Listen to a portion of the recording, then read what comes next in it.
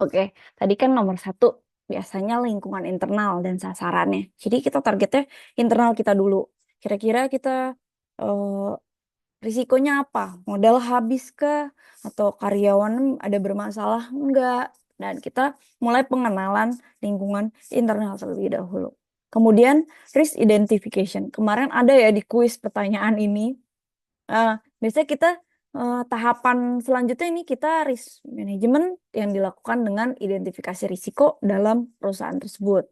Berapa kejadian, potensi yang mengganggu strategi kita agar mencapai akhir si project ini dengan berhasil. Pencapaian tujuan kita harus targetin dan sebelumnya digolongkan sebagai resiko. Biasanya kalau nih resikonya ini nih, resiko rendah enggak? Biasanya kalau kita resiko ada tiga, biasanya tinggi, sedang, sama rendah. Nah nanti kita kira-kira, tapi dia walaupun rendah, tapi dia ada risikonya di sini. Jadi kita eh, project manager biasanya udah tahu risikonya ini. Oh, kalau kamu melaksanakan ini beresikonya ini gitu ya. Jadi mereka memang menganalisa tentang hal itu. Kemudian juga ada risk assessment. Biasanya ada penilaian risiko. Nah, penilaian risiko di sini kira-kira tadi eh, rendah, tinggi, sedang gitu ya. Dari situ kita bisa nilai kira-kira mana yang harus dilakukan eh, terlebih dahulu, dan dari rendah tinggi sedang itu dia ada penilaian lagi kira-kira berapa ini untuk planning ya biasanya sebelum itu, tapi kita juga manage risikonya tersebut gitu. Jadi walaupun kita ikut proyek, kita yang menghitung nilai proyek itu biasanya kalau ikut tender itu biasanya ada si risk manajemennya tuh, kira-kira oke nggak nih dengan biaya yang ada, kita untung nggak nih? Biasanya ada risikonya berapa? Kira-kira nanti berapa persen dari hal tersebut? Biasanya seperti itu. Kemudian ada risk respon, tanggapan risiko. Dari risiko yang ada, kita tanggapi itu apa? Biasanya nih kalau orang risk management, itu biasanya kayak Excel gitu. Tapi biasanya pakai aplikasi sih. Eh, Terus kemudian mereka masukkan tuh, oh ini risikonya, ini identifikasinya, ini penilaian risikonya, ini tanggapan risikonya, pengendalian aktivitasnya seperti apa, eh, informasi dan komunikasi seperti apa, dan pemantauan evaluasi seperti apa. Biasanya ini kalau kalian bahas itu seperti aplikasi, ada aplikasinya. Tapi biasanya mereka langsung on the spot gitu. Kalau risiko ini dibahas secara internal. Itu biasanya ada tanggapan, tanggapan dari atasan seperti apa, yang dibutuhkan seperti apa, kira-kira ada permasalahan ini. Jadi kita jika ada permasalahan keluar nih, ada dari risiko ini terjadi, kita langsung cepet tanggap. Oh, ini harus kayak gini nih. Ini karena sudah dituliskan kira-kira resiko itu terjadi, ternyata kita udah ada tanggapannya langsung. Jadi kita sudah ada responsnya. Misalkan kalau kalian lihat, hmm, kemarin saya sedih juga tuh. Ada PLN contohnya. Kalau yang sehari-hari ya, kalau di bidang IT kan banyak problemnya tuh seperti Telkomsel, misalkan atau bank. Bank pasti kalau ngirim ada maintenance gitu ya. Maintenance kenapa? Karena itu ada beberapa bugs yang mereka eh, perbaiki gitu ya. Mungkin ada orang yang memang terkena eh, apa ya, uangnya hilang karena terkena eh, pencet pencet yang tidak, atau apa ya, pinjol dan lain-lain gitu ya, atau judol dan lain-lain. Nah itu biasanya mereka ada second or third authentication sebelum memberikan uangnya terambil oleh si online tersebut gitu ya. Jadi memang ada di situ.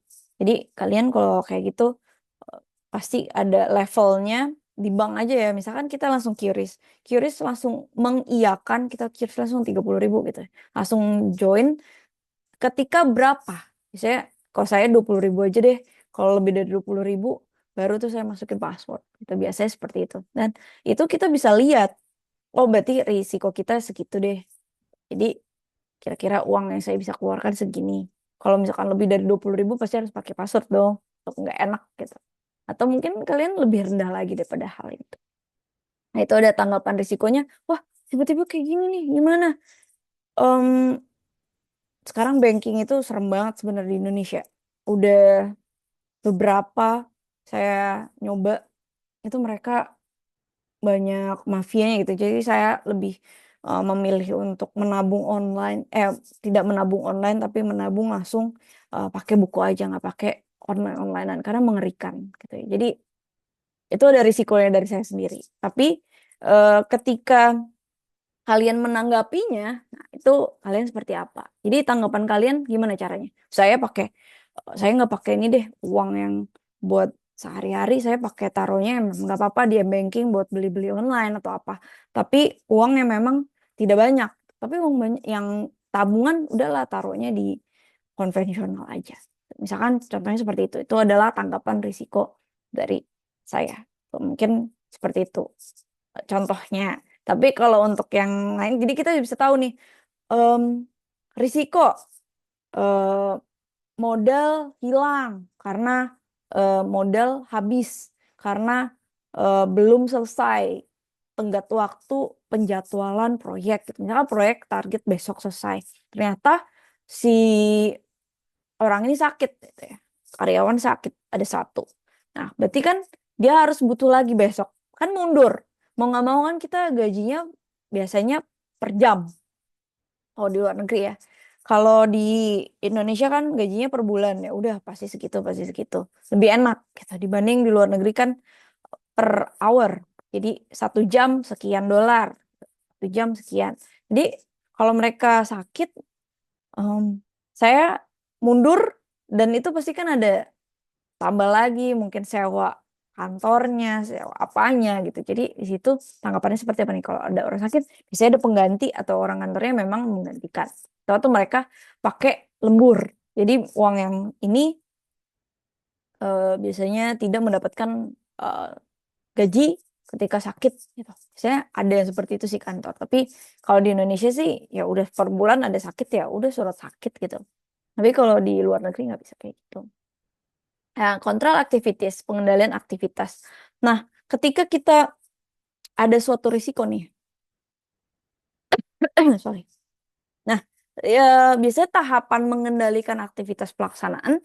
Jadi tahapan ini memastikan bahwa prosedur dari yang ada, manajemennya ini dilakukan sesuai dengan kebijakan yang diatur. Biasanya tadi yang saya ceritakan, standar operasional prosedur. Kalau kalian mungkin nanti akan magang, pasti mereka punya SOP-nya. SOP di kantor ini seperti apa ya, Bu? Gitu. Anggap seperti itu. Mungkin kalian bisa melihat lagi standar operasional prosedur mereka seperti apa. Itu bisa tuh dijadikan mungkin skripsi gitu ya. Untuk uh, prosedur tersebut yang memang bisa diupdate, kita bisa lihat update-nya kapan, yang terbarukan itu di aplikasi. Sekarang udah mainnya di aplikasi gitu ya. Nah, tapi masih banyak di kementerian-kementerian yang masih menggunakan paper. Jadi kalau kita lihat nih, oh udah ada pakai biasanya kalau kalian itu Microsoft Teams, biasanya pakai Teams. Nah, itu biasanya langsung develop baru nih, langsung ting gitu. Ini ada nih produk baru. Langsung kelihatan kalian ngapain aja juga kelihatan. Berapa persen kalian lagi mengendalikan itu bisa terdeteksi. Kalian berapa lama di komputer, berapa lama kalian idle-nya, apa kalian tidak mengerjakan di komputer tersebut, bahkan juga aktivitas kalian di dalam komputer tersebut. Jadi kalau di kantor agak strict ya. Kalau untuk kantor yang memang udah berbasis teknologi. Jadi kalian mau nggak harus 8 jam udah ada di biasanya minimal waktu kalian bekerjanya 6 jam gitu misalkan 6 jam ada di depan komputer itu harus terus-terusan. Nah, itu ada 8 jam memang ada di kantor itu atau mungkin di misalkan kalian mau WFA gitu anywhere itu kalau di kantor saya itu berbasisnya em, kita mengerjakan apa saat ini. gitu. Jadi memang dilihat dari si laptop ini, dia deteksi kita lagi ngapain dengan laptop ini. Itu makanya banyak strik-striknya biasanya seperti itu. Nah, kemudian information and communication. Jadi informasi tentang risk management ini dilakukan dari pihak terkait. Biasanya jenis media komunikasinya apa. Nah, biasanya kita menggunakan beberapa komunikasi, ya tadi, biasanya Microsoft Teams, atau mungkin WhatsApp ya. WhatsApp yang simple-simple ya, tapi biasanya pakai Microsoft Teams atau kemarin ada lagi tuh satu aplikasi, tapi saya biasanya pakai Teams. Gitu. Biasanya kita langsung berbagi media komunikasi sesama orang kantor gitu. Jadi informasi langsung cepet. Jadi manajemen risikonya juga cepat. Ketika ada komunikasi nih, oh, ada problem, langsung dikasih tahu grup, hey grup, urgent, sekian, langsung mereka cepat untuk tangkap dari risiko yang ada. Nah, kemudian ada monitoring dan evaluasi. Kita mantau, evaluasi dari hal yang ada, kira-kira apa nih yang belum kita sesuai nggak nih dari tanggapan kita, ada risiko yang sudah tampil gitu ya, terjadi gitu ya. Nah, kita harus gimana, sesuai nggak? Kalau ya kita tanya lagi ke user, untuk si ownernya oke nggak dengan hal tersebut gitu ya. Jadi prosedurnya perlu diganti nggak? Nah, ketika prosedur kalian makanya lihat, mungkin kalian udah pernah magang, tanya SOP-nya gimana. SOP-nya itu pasti ada revisi, misalnya REV, revisi 1, 2, 3, 4, 5. Karena kenapa perlu direvisi? Karena memang akan berbeda pengendaliannya. Ketika berbeda pengendalian itu perlu direvisi untuk standar operational procedure. Ada pengendalian baru nih, atau mungkin proyeknya permintaan nggak sesuai, nggak common gitu, nggak sama dengan orang-orang yang biasa gitu. Misalkan saya maunya aplikasinya connect-nya saya warnanya ini, sesuainya dengan ini, menggunakan ini. Ya, ada juga yang tidak deh, saya nggak usah pakai yang itu. Jadi karena kita berbasisnya aplikasi, mau nggak mau kita sesuaikan dengan kemauan si klien. Biasanya query-nya beda gitu ya. Jadi kalau misalkan satu aplikasi kita fokusnya aplikasi ini aja, query-nya juga beda gitu. Seperti itu. Nah, jadi manajemen risiko langkah-langkah membantu suatu perangkat lunak untuk memahami dan mengatur ketidakpastian.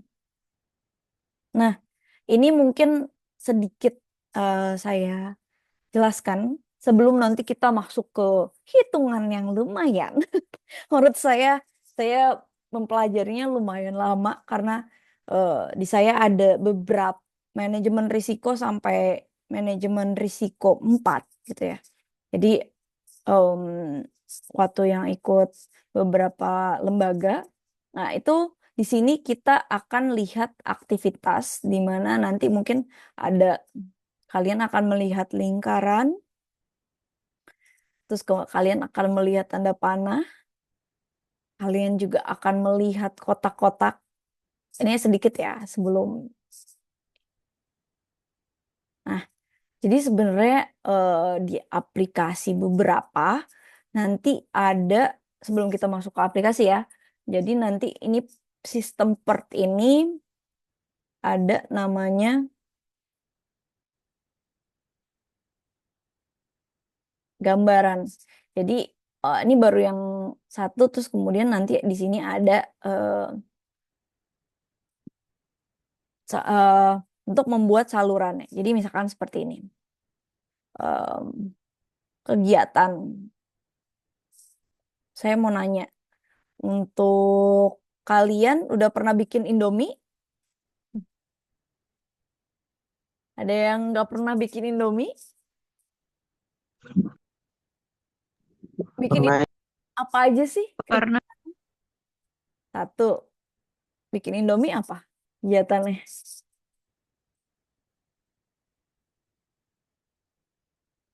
Buka, memanaskan air. membuka bungkus. Saya pakai ini aja ya. kalau pakai tulisan jelek.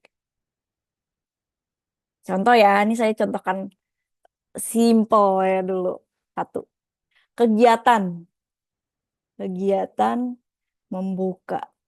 Kegiatan membuat Indomie. Telur, pakai kornet nggak nih? Dan kornet. Atau no telur aja ya. Oke. Satu, kalian mau ngapain nih kegiatannya? Membuka bungkus Indomie. Dua, kalian habis membuka bungkusnya ngapain?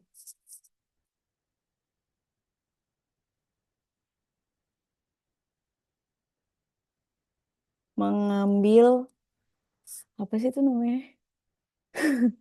Em, mengambil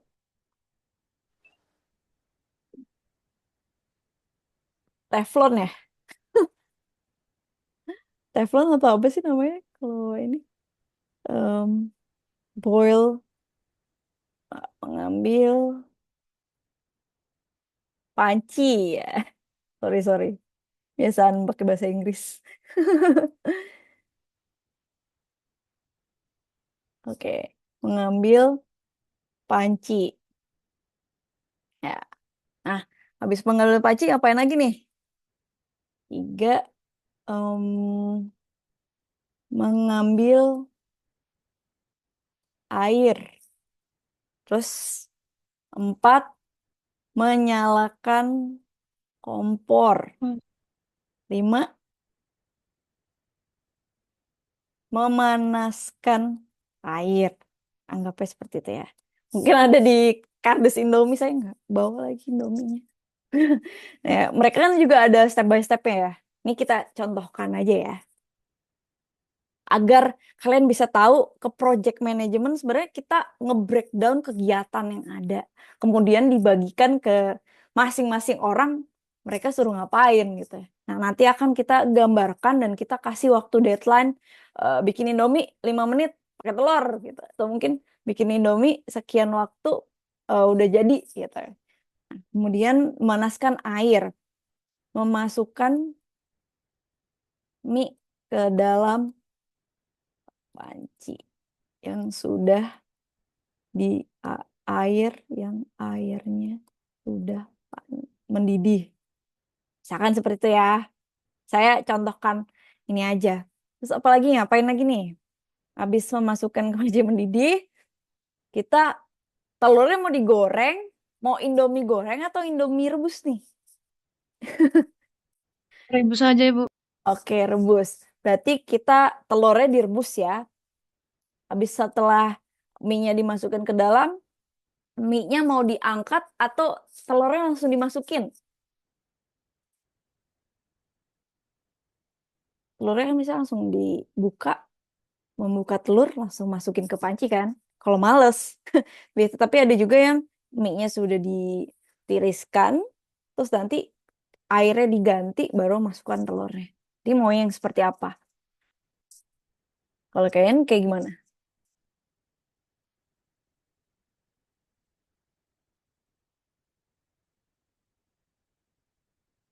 Kalau kalian gimana nih caranya? Nah, ini sama. Contohnya kegiatan yang diinginkan, saya menanyakan kalian sebagai user atau mungkin owner, project owner yang memang em, menginginkan kegiatannya seperti itu. Nah, ini saya menanyakan, kalian biasanya seperti apa nih? Telurnya langsung masukkan ke dalam panci, langsung sama mendidih sekalian dengan mie-nya, atau kalian memisahkan airnya terlebih dahulu? Mau yang mana nih? Atau langsung masukin aja biar cepet ya. Iya, Bu. Membuka telur dan mema. Nah, buka telur dulu, kemudian 8, memasukkan masukkan telur ke dalam panci yang airnya sudah mendidih.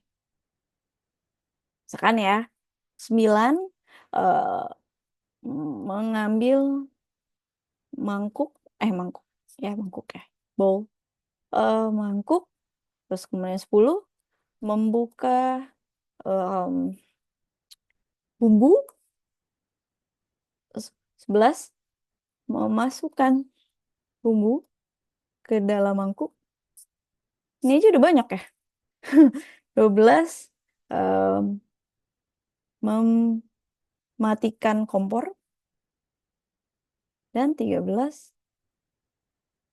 menaruh mie dan telur yang sudah matang ke dalam mangkuk. 14 disajikan lah gitu ya. Ini aja untuk kegiatan membuat Indomie kita bisa dapat banyak ya. Ini saya contohkan bentar, saya ini ya. Nah, kita bisa lihat ini. Nah, kira-kira untuk membuat ke dalam CPM ya atau Critical Path Method itu kalian bisa kira-kira nggak buat Indomie berapa lama? Ada yang tahu buat Indomie berapa menit? Kira-kira. 15 menit, Ibu. Oh, 15 menit. Biasanya 5 menit. Kalau 15 menit itu masak telur sampai matang. Yang telur langsung di bowl. Nah, biasanya ya, ya sekitaran, kalau pakai telur, kalau pakai kornet ya 15 menit bisa. Tapi kalau untuk itu bisa 3 menit ya. Kita anggap 3 sampai 5 menit. Gitu ya. Nah, di sini kita bisa tahu, oh kira-kira nih sekian lama. Kira-kira 5 menit deh kita melaksanakan proyek ini. Ini sama dengan waktu yang kalian bisa lihat di situ. Nah, dari situ, dari kita sudah membuat kegiatan ini kita belum masuk ke proyek ya. Karena memang proyek kan kita, misalkan kita membuat apa-apa-apa. Tapi ini termasuk juga bisa kita masukkan ke dalam aktivitas yang ada. Contohnya, kita gambar. Sebentar, saya gambarnya di mana ya? Oke, di sini deh ya. Sorry. Oke, sini. Woi, sini. Ini lingkaran ini adalah aktivitas. Jadi kalian itu aktivitas nomor satunya apa? Membuka bungkus Indomie, gitu ya. Jadi nanti akan ada seperti ini. Saya jadi sebenarnya nanti kita akan bahasnya kayak gini nih, gambarnya. Di sini 1, di sini waktu. Tapi ini level yang selanjutnya ya. Di sini ada waktu gitu ya. Waktu awal, ini waktu akhir. Gitu. Jadi nanti akan ada eh, seperti ini. Cuman saya masih menjelaskan yang di, eh, secara sederhana terlebih dahulu. Ini 2. Gitu ya. Ini saya hapus dulu yang ini. Nah, jadi nanti kita itu akan ada 1 nih. Tadi kan membuka bungkus Indomie. Itu berapa? Anggaplah kita dari menit kita kedetikin ya 360 eh, 60 misalkan kita 60 detik dalam 1 menit. Ya kita anggap 5 menit gitu ya. Misalkan kita bikin Indominya ya 5 menit deh gitu ya. 5 kali 60 300. Kita punya 300 detik. Kita detikin aja ya.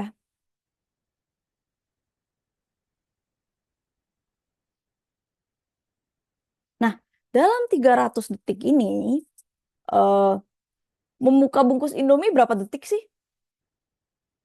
Kira-kira 1, 2, 3 detik. 3 detik. Oke, kita buat kira-kira 3 detik nih. Nah, berarti dari 0 detik sampai ke 3 detik. Jadi kita butuh, bentar, jangan yang ini deh. Sup. Nah, berarti kita butuh 3 detik untuk mencapai si eh, ribet nih pakai. Oke. Nah, biasanya di sini adalah dari kegiatan nol dulu. Kita nggak melakukan apa-apa. Nah, dari kegiatan nol kita baru tidak melakukan apa-apa. Sampai ke membuka bungkus Indomie, kita butuh 3 detik. Berarti membuka bungkus Indomie kita butuh waktu awal dari 0 detik. Nanti sih, kalau kita di sini berarti 3 detik. Tapi nanti ya, maksudnya yang detail ya. Saya ini cuma contohin aja. Berarti kita butuh 3 detik. Ini anggapan ya. Jadi dari sini kita butuh waktu dari yang kegiatan 0 sampai kegiatan 1 atau kegiatan 1 sampai kegiatan 2, dari membuka bungkus Indomie sampai mengambil panci gitu ya. Itu butuh berapa detik? Kita anggapnya ya. Permisalan, karena kan ini kita mau nggak mau sebagai project manager kita harus tahu kira-kira berapa waktunya. Jadi setelah kita buat kegiatan kita harusnya membuat waktunya terlebih dahulu. Misalkan ini 3 detik, 5 detik, misalkan ya. Atau mungkin mengambil air 3 detik, menyalakan kompor 2 detik, gitu ya. Atau memanaskan air misalkan 20 detik gitu ya. Sampai panas ya. Masukkan Indomie misalkan 5 detik dan seterusnya sampai totalnya misalkan 300 detik atau 5 menit. Nah, di situ contohnya. Nah, di sini saya perkenalan terlebih dahulu ya. Nanti kalian akan ada lingkaran. Lingkaran ini adalah kegiatan gitu. Nah, di sini akan ada X-nya ini adalah waktu. Jadi ketika ini kalau saya ajarin yang atas langsung kalian pusing pasti. Ntar aja ya. Masih di pertemuan keempat. Saya bahas terlebih dahulu biar kalian lebih memahami. Gitu ya. Nah, misalkan di sini ada kegiatan 1, membuka bungkus Indomie. Nah, selanjutnya 3 SU. Nah, selanjutnya adalah waktu. Waktunya taruh 3 detik. Gitu ya. Sampai mengambil panci. Mengambil panci seterusnya adalah mengambil air. Nah, misalkan di pertemuan, ya susah banget sih saya nih. Oke, sini. Misalkan 3. Bisakah kalian menyalakan kompor sekaligus memanaskan air? Kan nggak bisa ya. Tapi sebenarnya mengambil panci dan mengambil air juga nggak bisa. Jadi mau nggak mau ambil panci dulu, baru ambil air dulu. Misalkan memasukkan panci dalam air yang sudah mendidih dengan membuka telur bisa barengan nggak? Kan nggak bisa ya. Tapi untuk memasukkan telur ke dalam panci sambil mengambil mangkuk bisa nggak? Kan nggak bisa juga. Jadi kita mengira-ngira nih, kira-kira mana hal yang bisa kita buat langsung. Misalkan contoh, membuka bumbu sama mengambil mangkuk bisa barengan nggak nih? Ambil mangkuk, bumbu sekaligus dibuka. Nggak bisa. Tapi memasukkan bumbu ke dalam mangkuk, misalkan masukin, sekaligus kita matiin kompor, bisa barengan nggak nih? Nanti jadi selanjutnya, misalkan ya, kita menaruh mie telur. Jadi kita udah selesai nih mie-nya, sekaligus mematikan kompor bisa barengan. Kita udah bawa mie-nya nih udah jadi. Tapi sekaligus kita memang mie-nya sudah jadi, kita mematikan kompor. Mie-nya udah masukin, udah jadi, udah matang. Kita langsung cetek kompornya. Bisa sekaligus atau enggak. Nah, di dalam situ kita ada step by step-nya lagi. Mungkin ini kalau yang ini kita bisa bareng-barengnya itu membuka bungkus Indomie sama mungkin mengambil panci sama mengambil air bisa barengan gitu misalkan. Mengambil airnya bareng nih, air nih panci gitu ya, langsung taruh di kompor. Bisa nih. Nah, ketika berbarengan berarti setelah misalkan kita anggapnya mengambil air sama mengambil panci barengan ya setelah membuka bungkus Indomie. Nah, ini pusing ya kalau kita lihat ini. Oke, kita di sampingnya aja nih. Oke, sini bisa kelihatan gambarnya? Oke, kita bentar. Bisa, Bu. Ini saya pakai desktop aja. Oke, nih jadi misalkan, ya tadi hmm, udah hilang mengambil pancinya.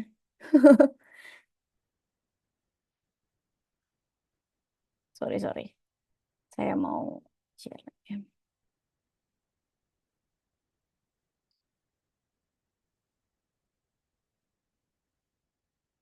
Ya, hilang tadi mengambil pancinya. Oke, kita bisa ya. Ya. Oke. Nah, misalkan kita tadi udah, contohnya tadi ya, satu, kita buka bungkus. Sorry, sorry, sorry.